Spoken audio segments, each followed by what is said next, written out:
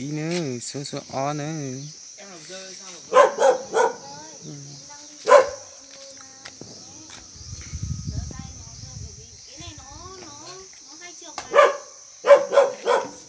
Này này kìa này qua coi sách có à bên trường sư thằng tế thằng tế thằng dưới thằng tế à hay là thằng tế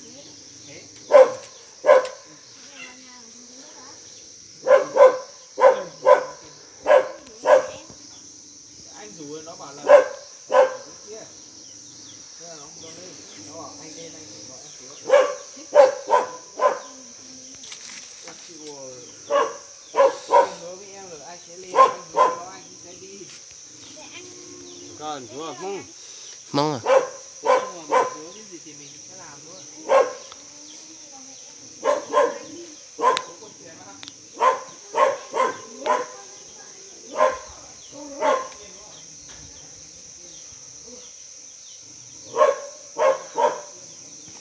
Thầy cảm ơn lúc quay quay anh cả khi có sách mở cho nó đi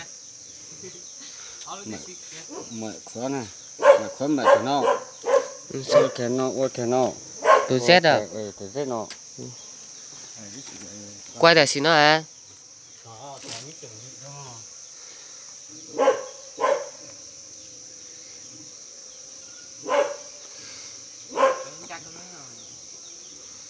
quay lúc máy ảnh nữa hả Mạnh cứ hay xanh nữa.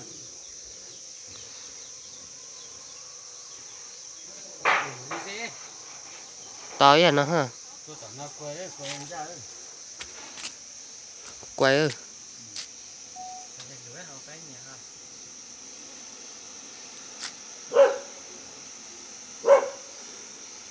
chỉ mua số à chỉ mua là tao chỉ số nét bố cả chả giống thôi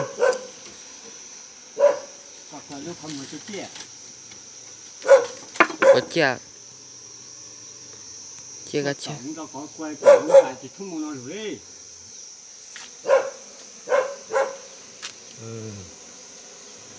chỉ số của ấy bố dọc cơ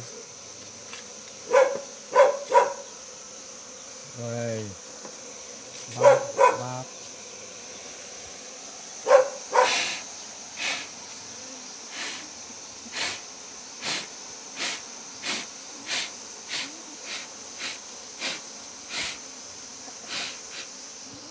số mua số này rồi có ít thôi không có nhiều trắng đây xua hai lỗ xua mố chai cả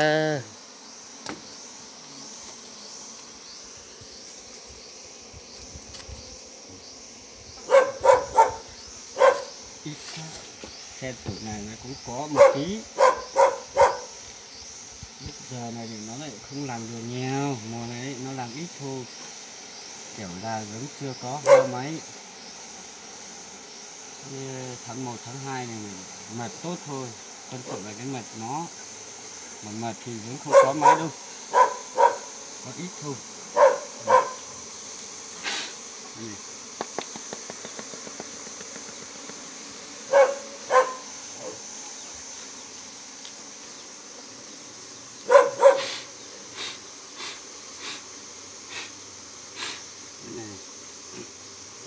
nén có một tí thế này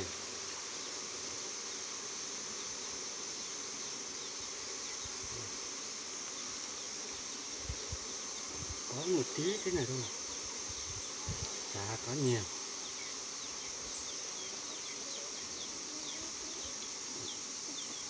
có lúc sẽ sáng à có lúc đã tả quá ta giá quay lại ấy quay ở cái lưỡi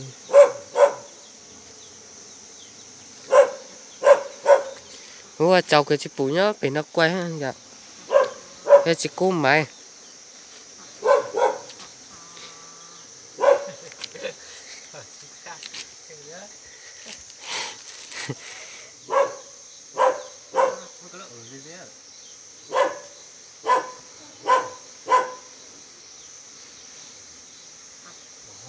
cắt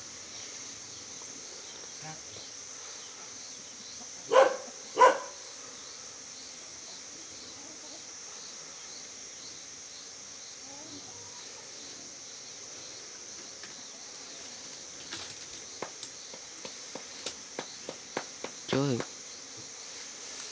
Có sao đâu. Ô, muốn nói phải chạy tàu qua hồ luôn. Chạy tàu có móc lắc à. Đã chơi luôn. Muốn cả tàu hơi chơi chạy tàu gì.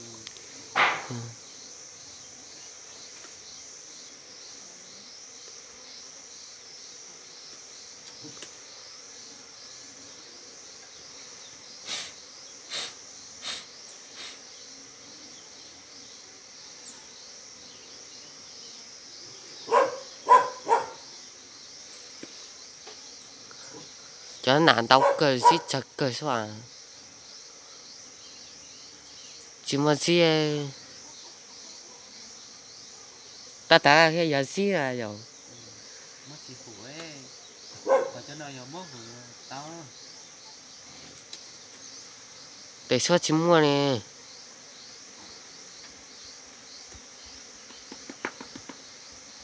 Một cân bao nhiêu thì là sao? Nông gì sẽ là bật trời gì sẽ là ít kỳ.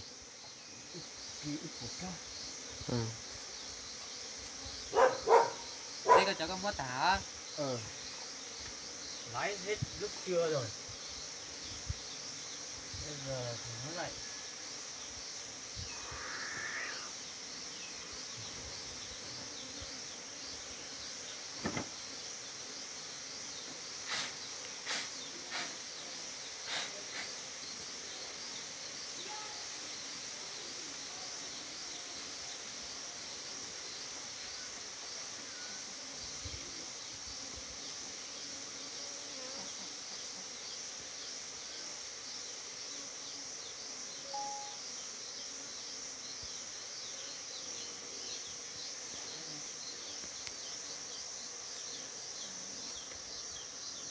Bộ nhớ đầy à. để nó đài thôi quay một tí cũng thân máu cho Phương. Dạ.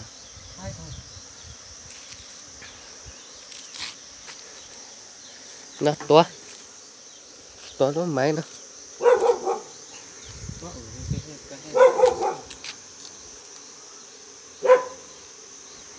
nó mới mũ nữa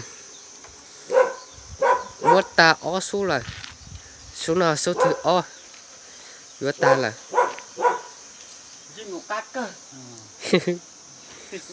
cá cái thì chỉ tao xì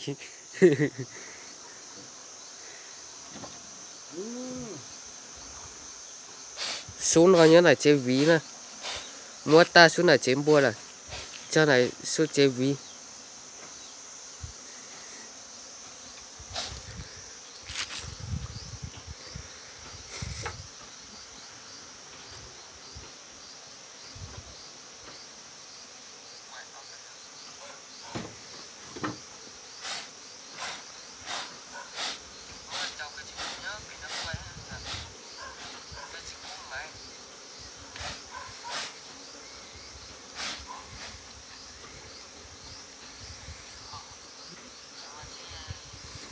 đây tôm mật thôi đây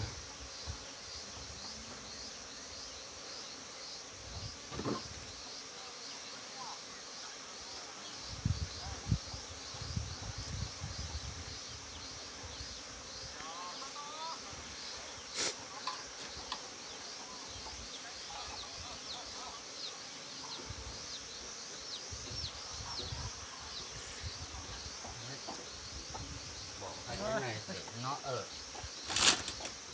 nó ấy được. Các bạn